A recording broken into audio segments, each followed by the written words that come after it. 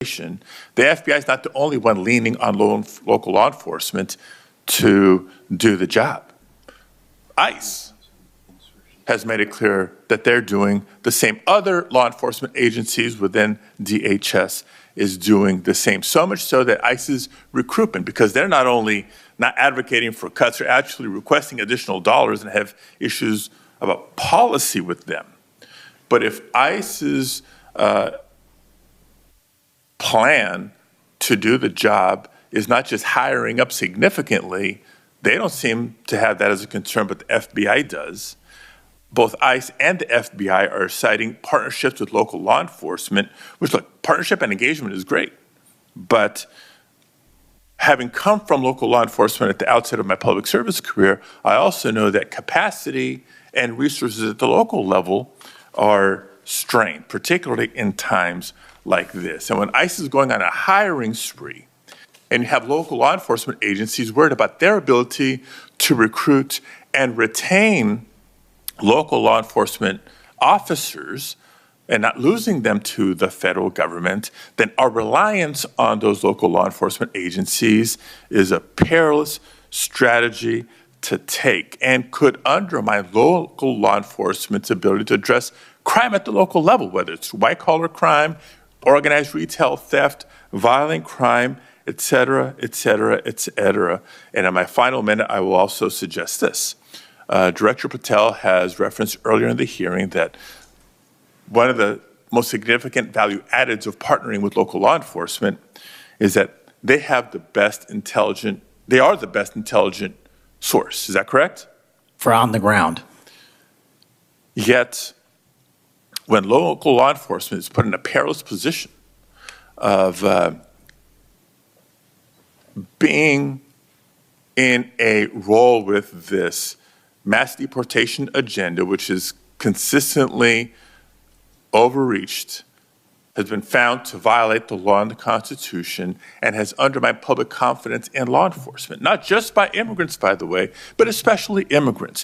When immigrants are victims of crime and are afraid to come forward because they don't know what law enforcement is going to do with their information or not, when immigrants, legal or undocumented, are witnesses to crime and are afraid to come forward with that information because they don't know what's going to happen with their information or not, that undermines the credibility of law enforcement with the community and undermines the intelligence, Director Patel, that you say are the best source of intelligence when it comes to law enforcement. So it's shaky, it's worrisome, and in my opinion, overall, you are failing to live up to the role and responsibility that you have been confirmed to, and I associate with myself with everything Senator Booker said earlier. Thank you, Mr. Chairman.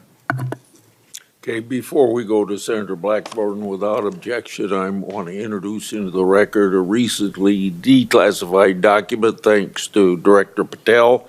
The document is a Director Wray FBI analysis of Nellie Ohr's false statements to the Congress.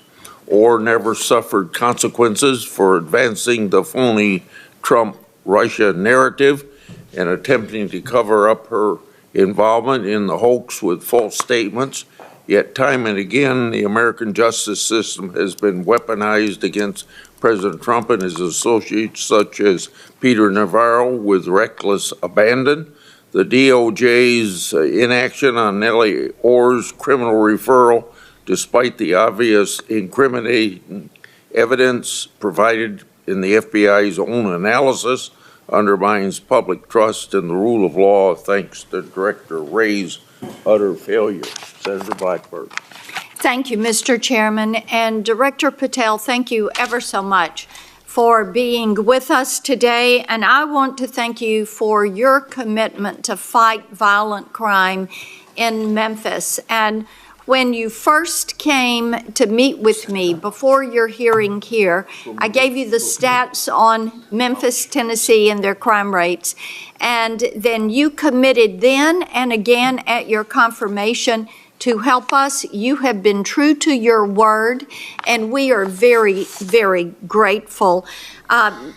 Operation Viper has been such a success. The 500 arrests are important. These are gang members and gang leaders out of Memphis, Tennessee. There are over 100 gangs in Memphis. So the impact of these arrests, the impact of 100 indictments of these gang members. And now we have a U.S. Attorney's Office that will actually prosecute violent crimes and actually take up and prosecute federal gun crimes. This is helping to make Memphis safe again.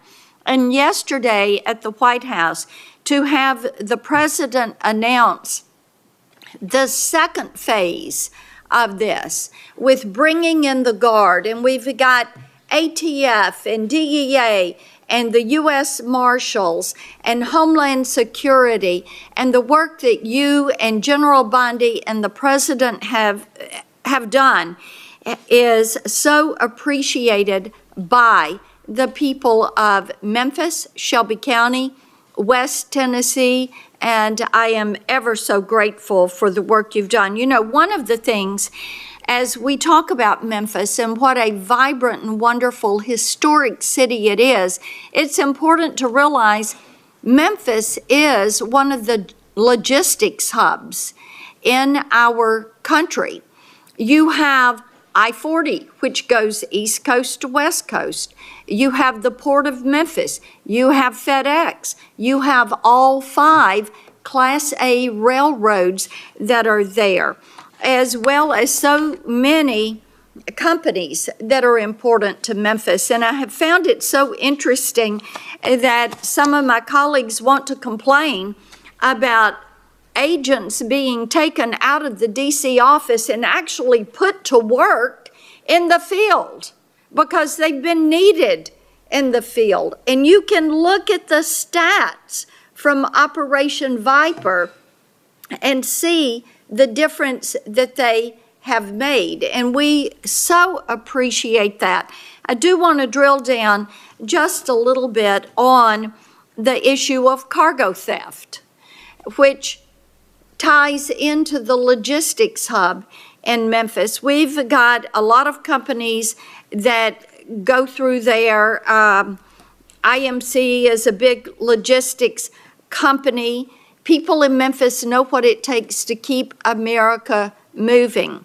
But what a lot of people may not realize is that many of these criminal gangs have been focused on cargo theft. This is how they pay for their activities. So in addition to the carjackings and the home robberies and the smash and grabs and some of the human and sex trafficking, they've gotten into cargo theft. And cargo theft in Memphis has increased over 5,000%. 5,000%. That's what you saw with a Biden administration who wouldn't drill down on this. So having these agents out in the field, having an interagency approach is something that is going to help us with getting our hands around this cargo theft. So talk for just a minute about what your team has done there and the importance of having that interagency approach. Absolutely, Senator. So Operation Viper nests under Operation Summer Heat, and in multiple cities and mid-major cities across the country, we have surging resources based on crime. And Memphis, as you know, Senator, had the highest per capita homicide rate in the country, and that was simply unacceptable. And so what we did was what we call Phase 01 of operations at the President's direction. We went into some of these cities quietly to collect the intelligence that was necessary to start these operations, to start seizing these firearms, which we've seized, I think, over 115 firearms off the streets, to start taking narcotics off the streets, and also to infiltrate the gang network, this criminal street gang network that is providing these guns and drugs to the public in these communities, allowing for these shootings. And so what the FBI is good at, what the FBI is great at, is partnering with our local authorities in places like Memphis and Miami